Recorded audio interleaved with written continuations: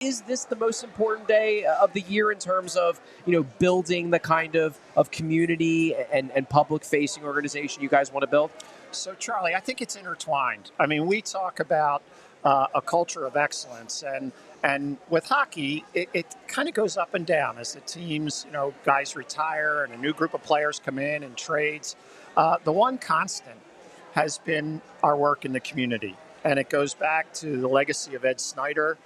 This carnival represents 46 years that this has happened, and it's about working with Snyder Hockey and Education to improve communities, to make sure that young people have access to hockey and educational resources, and really focus on other things like defeating cancer as a periphery thing. So I would say it's all intertwined.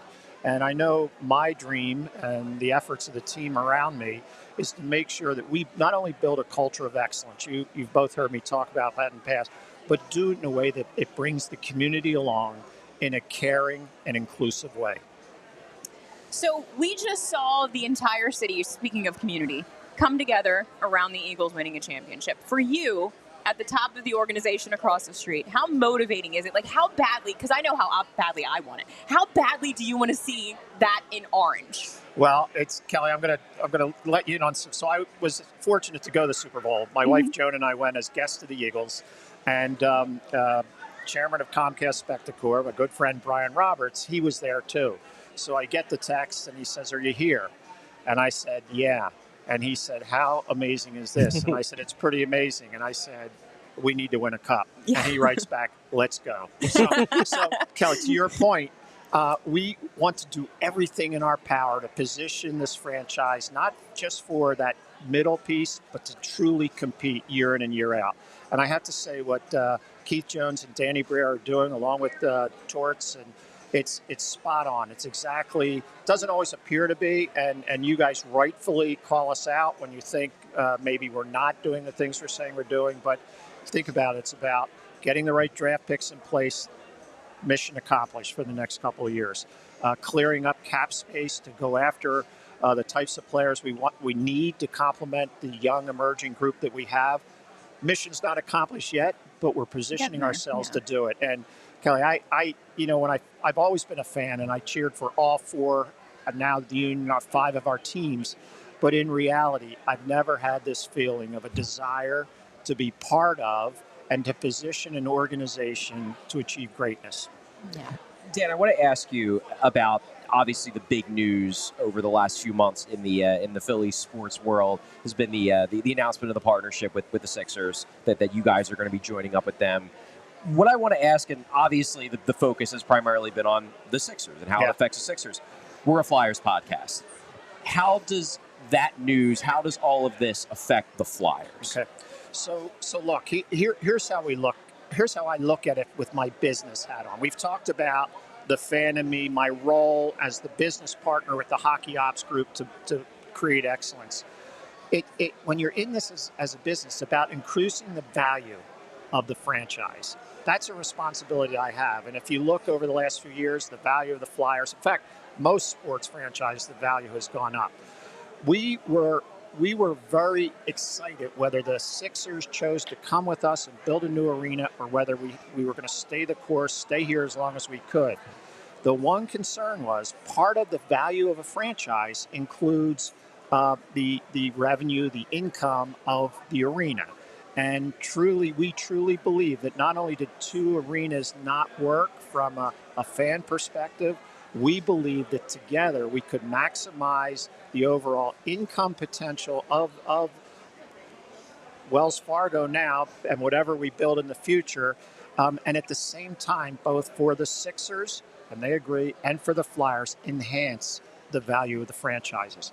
And as a Philadelphian, I have to say, I think it's what's great about our region that these 4 teams, maybe someday the Union, but for these 4 teams, we're here. Our goal with the Phillies and hopefully the Sixers and the Eagles is to build a community around it where 24/7 people can come here, enjoy a game, enjoy a concert, get a meal, and live. So that's where it is. It's about continue to increase the value of the franchise. Gotcha. Moving on to, and we're not going to keep you too much longer, Dan. No, I know you got, I love it. Got a lot to do. Keep me. All right. Hey, I'm not complaining. You mentioned about the rebuild. So, obviously, a trade was made over the last few weeks, moving out Joel Farabee and Morgan Frost, and both Danny and Jonesy noted that was in large part meant to clear up cap space for flexibility for the future. Fans look at that and they say, does that mean that it's the sign of a pivot towards a more active portion of the rebuild? Do you think it is? Is that reading into it too much? I actually think it's reading into it too much, but not for the reasons you're an expert. That you're both experts that you may be thinking. Here's kind of my view of the whole thing. The only way these guys will I believe, because I'm in the room, but I'm not. It's not my thing. I'm about the business side and supporting the players in any way I can, but they will not make a move unless they believe it is one that will really move the needle in the near future and in the long-term future. Here's how this is interesting, and I've been thinking about this a lot, and I just had a conversation with Scotty Lawton about it, that I've been I ran companies, fortunately, for 28 years of my 40-year whatever career. Pretty long, Kelly, pretty long career. But the truth of the matter is that I can count on one hand the number of people that I've looked across the table and said, it's time for you to leave. I feel those folks deserved it, but at the same time, I've always been about building a community of believers, a community of people where your skill set complements mine, yours complements Charlie's, Kelly, and we all maximize, cover each other. I have deficiencies, cover up each other's deficiencies. So I kind of lived in a bit of a la-la land as it came to professional sports. I not only admire these players and respect them for their craft, I care for them. And so these two guys getting traded was hard for me. But Danny and Jonesy were very clear. Hey, it's a business, and we have a responsibility to build towards the future. And it took me a week, but then I corresponded with both of them. And their responses, just grateful for the time they had here, but now the new opportunity. Yeah. So the only thing I'm trying to say here is I understand now more clearly how this works, that we have an ultimate responsibility to do whatever we need to do, Danny, Keith, Torts, to make sure we're building towards a very bright future. And sometimes guys move on to a new team or whatever it might be. And you know what? As Jonesy and Danny said to me, they're going to be fine, and we're going to do the job we need to do. So it's been an education for me. I hope that was. Yeah, no, it did actually. It's interesting. So you reached out to both Morgan Frost and Joel Farabee? Yeah, absolutely. It took me. I needed to get my head around this is the business side of it, and it's okay. Mm-hmm. And I told them how I felt just in a text, nothing earth shattering, and it's not like, we're friendly. And so both of them, within 10, 15 minutes, got back. Thank you so much for this. Love my time in Philadelphia. Excited about the future. And so, it was. And by the way, if I see these guys, I take a look in their eyes, and it's not about hockey, although I want everybody to excel in hockey. It's about how are they as human beings, and what's going on in their lives, and because we're a community. We're a community, no matter how you cut it. We're a community, a Flyers community, where from the time Ed Snyder envisioned this franchise, care for the human, aside from the hockey player, it was paramount to building that culture of excellence and success. So, taking you back to your fan hat a little bit, we got to see two of our guys go to Four Nations and win, not gold, champion, I don't know, whatever. Trophy, something. Whatever they it is. won the thing. Whatever it is. Did you get to watch any of that, and did you enjoy it? Watched every minute of it. Wasn't it great? It was so phenomenal. good. And let's think about it. Torts, the assistant coach, Risto would have played. That's true. But he was hurt.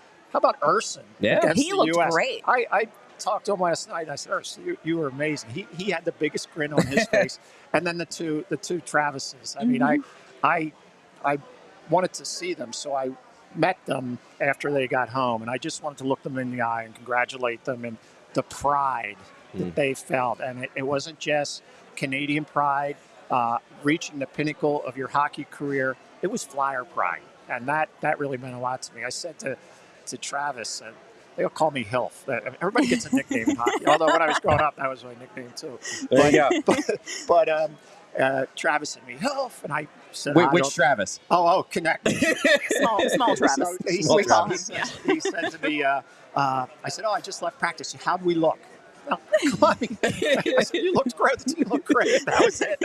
Anyway, it's just about building community and keeping it real, though. It's got to be real. It's got to be sincere. And balance it with Jonesy and Danny and me and my role have a responsibility along with Torts to make sure we ensure a very bright future. Yeah. I would say that you guys are doing a good job. Obviously, the fans are going to be hard on you guys because they want to see a great team. Yeah. They want the excellence you're talking about. But I think the general consensus, I would say, is that certainly in terms of building the community, that you guys are doing a really good job, and events like this show it. Oh, yeah. Yes. No, I agree. And if we have more nights like last night. That was so good yesterday. My gosh. That was a great so game. Fun. First sellout in 5 years. Was it really that long? I was Yeah. wondering how long it had been. Yep. That was And, awesome.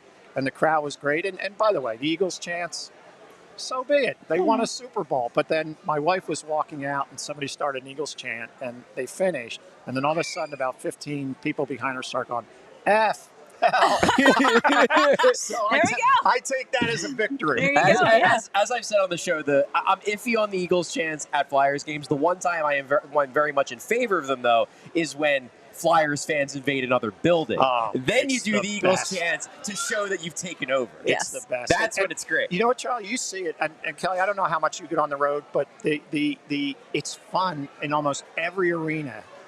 Game opener up in Vancouver, the number of orange jerseys up against the glass, yeah. it's like heartwarming. We It's travel phenomenal. well. Yeah, Yeah. we do. We travel well. And hopefully we'll have a reason over time, patiently, to get to a point where everybody's going to want to travel with us. I think so.